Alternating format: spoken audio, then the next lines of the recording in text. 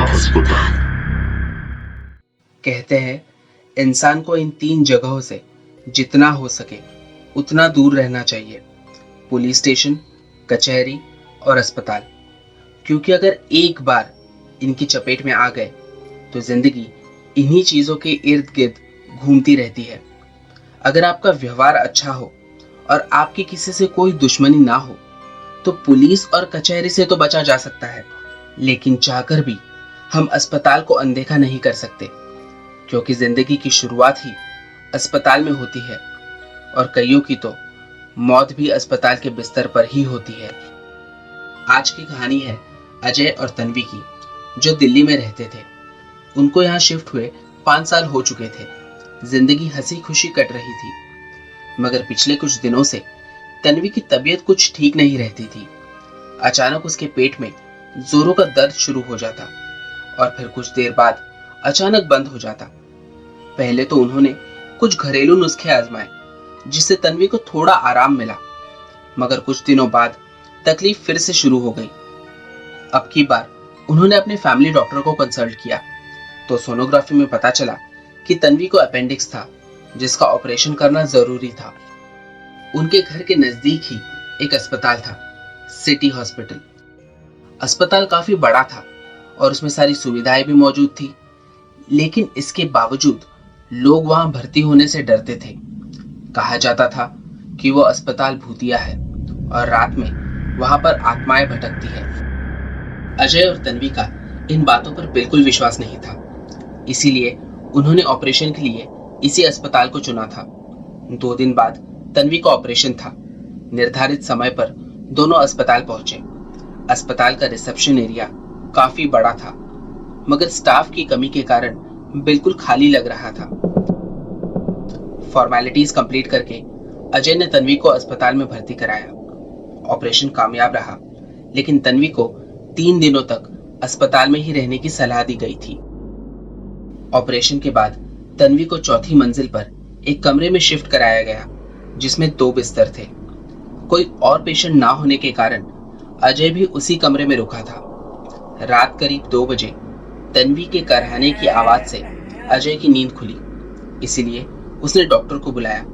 Doctor ने एक पर्ची पर दवा लिख कर दी और अस्पताल की फार्मेसी से लाने के लिए कह दिया। कमरे से निकलकर अजय लिफ्ट के पास पहुंचा। काफी देर इंतजार करने के बावजूद लिफ्ट ऊपर नहीं आई, इसीलिए उसने सीढ़ियों से जाने का फैसला किया। फार्मेसी रिसेप्शन के दाईं तरफ थी। रात के इस समय रिसेप्शन एरिया और भी वीरान लग रहा था। दवा लेकर जब अजय वापस जाने लगा, तब फार्मेसी वाले लड़के ने उसे रोकते हुए कहा, आप अभी सीढ़ियों से नीचे आए थे ना? अजय ने कहा, हाँ, लेकिन आप ये क्यों पूछ रहे हो? लड़के ने कहा, जितना हो सके रात को लिफ्ट का इस्तेमाल कीजिएगा। इस वक्त सीढ़ियों से जाना महफूज नहीं है।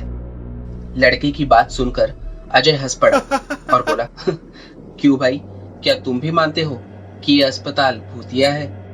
उसकी हंसी को टालते हुए लड़के ने कहा, सर, आप मानो या ना मानो, लेकिन रात के समय यहाँ बहुत सारी अजीब घटनाएं होती है। बस इसीलिए आपको सावधान कर रहा था। बाकी आपकी मर्जी, लेकिन एक बात का खास ख्याल रखना, चाहे जो हो जाए, रात को 3री मंजिल पर मत जाना।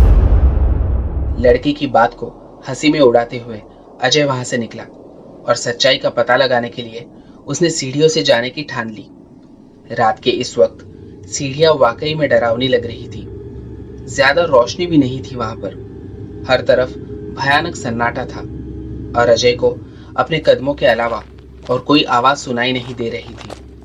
अभी 3री मंजिल पर पहुंचा ही था कि अजय को लॉबी के कोने से किसी के झाड़ू लगाने की आवाज सुनाई दी।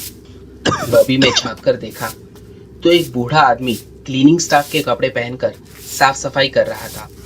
दिखने में तो वह आदमी किसी आम इंसान की तरह लग रहा था, लेकिन अजीब बात तो ये थी कि जिस जगह वो सफाई कर रहा था, वो जगह तो पहले से ही साफ थी, मगर फिर भी वो अपना काम किए जा रहा था।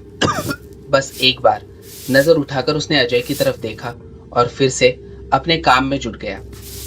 ऊपर जाने के लिए जैसे ही अजय सीढ़ियों की तरफ मुड़ा, तो जिंदगी में पहली बार उसे डर का एहसास हुआ। सीढ़ियों पर एक लड़की घुटनों में अपना सर छुपाए बैठी थी और लगातार रोए जा रही थी।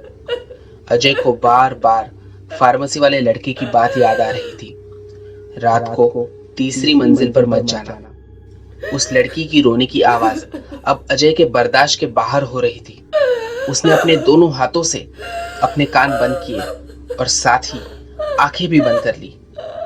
लेकिन अगले पल जैसे ही उसने अपनी आंखें खोली तो वो लड़की गायब हो चुकी थी। उसने पीछे मुड़कर देखा तो वो बूढ़ा आदमी भी कहीं दिखाई नहीं दे रहा था। उसने कान से अपने हाथ हटाए तो सब कुछ पहले की तरह शांत हो चुका था। ना तो उसे झाड़ू लगाने की आवाज आ रही थी और ना ही उस लड़की के रोने की आवाज सुनाई दे रही थी। अजय बुरी तरह डर गया था। सीढ़ियों से भागते हुए वो चौथी मंजिल पर आ गया। उसकी सांस फूल रही थी। एक पल के लिए उसे ऐसा लगा कि ये सब शायद उसके मन का वहम था, मगर तसल्ली करने के लिए जैसे ही उसने पीछे मुड़कर देखा तो सीढ़ियों पर वो आदमी और वो लड़की खड़े थे और उसकी तरफ देखकर मुस्कुरा रहे थे। उनकी डरावनी मुस्कुराहट देखकर अजय वहां से दौड़ता हुआ सीधा तन्वी के कमरे में चला गया। अजय की हालत देखकर तन्वी ने उससे पूछा, क्या हुआ? तुम इतना हाफ क्यों रहे हो? अजय बताता भी तो क्या। तन्वी को इस हालत में वो और परेशान नहीं करना चाहता था, इसीलिए उसने कहा, कुछ नहीं, वो लिफ्ट बंद थी ना तो सीढ़ियों से आना पड़ा, इसलिए जरा सांस फूल गई है।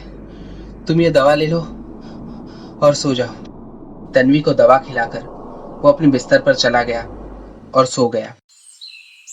सुबह कमरे की सफाई करने के लिए बाई आई थी। कचरा समेटकर जब वो कमरे के बाहर गई तो अजय भी उसके पीछे पीछे कमरे से बाहर निकल गया।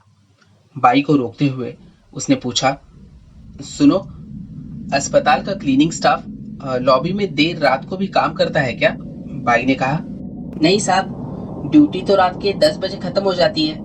सिर्फ पेशेंट का काम हो तो ही हम लोग सफाई करने के लिए आते हैं। अजय ने आगे पूछा, लेकिन कल रात को मैंने एक बूढ़े आदमी को तीसरी मंजिल पर देर रात तक सफाई करते हुए देखा था। एक लड़की भी थी वहां पर, सीढ़ियों पर बैठी रो रही थी। तुम जानती हो उन दोनों को? अजय की बात सुनकर बाई उसे एकटक देख रही थी और उसने कहा, तो क्या आपने भी उन दोनों को देखा? अजय को कुछ समझ नहीं आया, इसीलिए उसने पूछा, मैंने भी मतलब? इस बात पर बाई ने कहा, कुछ नहीं साहब, बस ऐसे ही। मैं निकलती हूँ, मुझे बहुत काम है। और चली गई। अजय को अब यकीन हो गया कि यहाँ जरूर कुछ गड़बड़ है। बस आज की रात उन्हें इस अस्पताल में गुजारनी थी। कल दोपहर तक तन्वी को डिस्चार्ज मिलने वाला था, फिर वो दोनों वहां से निकल जाते। आज की रात अजय ने फैसला किया कि वो सोएगा नहीं, और चाहे जो हो जाए कमरे के बाहर तो वो बिल्कुल भी नहीं जाएगा। रात के 3 बजे अजय वॉशरूम इस्तेमाल करने के लिए उठा और कमरे से अटैच वॉशरूम के अंदर चला गया। तन्वी अब कमरे में अकेली थी। तभी किसी लड़की की रोने की आवाज सुनकर तन्वी की नींद खुली। करवट बदलते हुए उसने सामने वाले बिस्तर पर देखा तो एक लड़की घुटनों में अपना सर छुपाए रो रही थी। उस लड़की ने भी तन्वी की तरह मरीजों वाला गाउन पहन रखा था। तन्वी को लगा शायद जब वो सो रही थी तब किसी नए मरीज को इस कमरे में भर्ती कराया गया है, और शायद इसी वजह से अजय कमरे के बाहर चला गया होगा। तन्वी ने उस लड़की की तरफ देखते हुए पूछा, क्या हुआ आपको? आप रो क्यों रही है? कोई है आपके साथ या आप अकेली आई है अस्पताल में? लेकिन उस लड़की ने ना कोई जवाब दिया और ना ही तन्वी की तरफ देखा, बल्कि वो और जोर से रोने लगी। तन्वी को लगा शायद उसे बेल बजाकर नर्स को बुला लेना चाहिए। जैसे ही उसने अपना हाथ बटन की तरफ बढ़ाया, उस लड़की ने एक अजीब सी आवाज में कहा, उन्होंने मुझे मार दिया, चले जाओ यहाँ से। तन्वी ने पीछे मुड़कर देखा तो वो लड़की अभी भी घुटनों में अपना सर छुपाए बैठी थी, लेकिन उसका बिस्तर खून से लथपथ था। उस लड़की के हर तरफ खून ही खून था। ठीक उसी वक्त तन्वी को महसूस हुआ कि उसके हाथों में भी कोई गर्म तरल पदार्थ लगा हुआ है।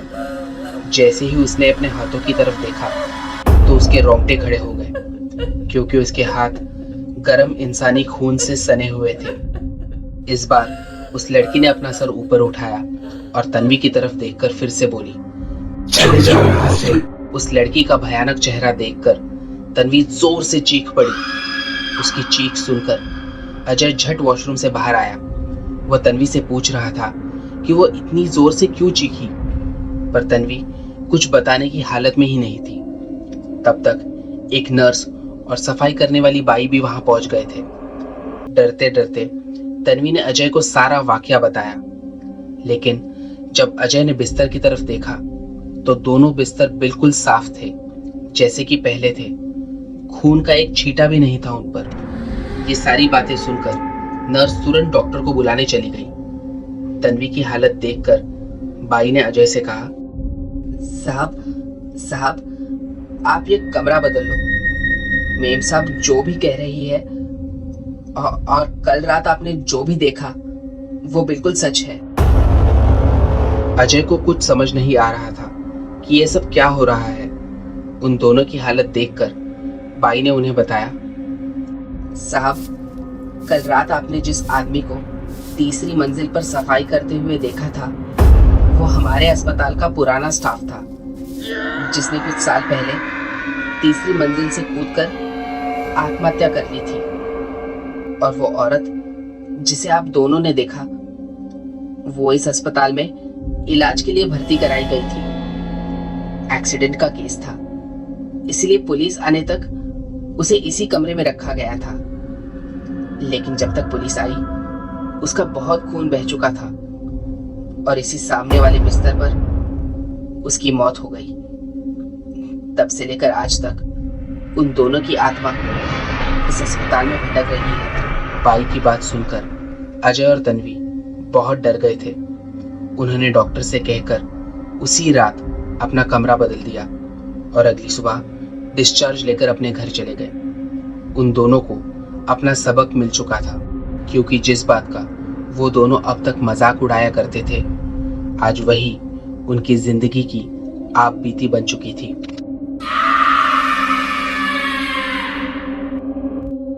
अगर आपको कहानी अच्छी लगी हो तो चैनल को सब्सक्राइब कीजिए और बेल आइकन भी दबा दीजिए, ताकि जब भी हम कोई नई कहानी पोस्ट करें तो आप तक उसकी जानकारी सबसे पहले पहुंचे।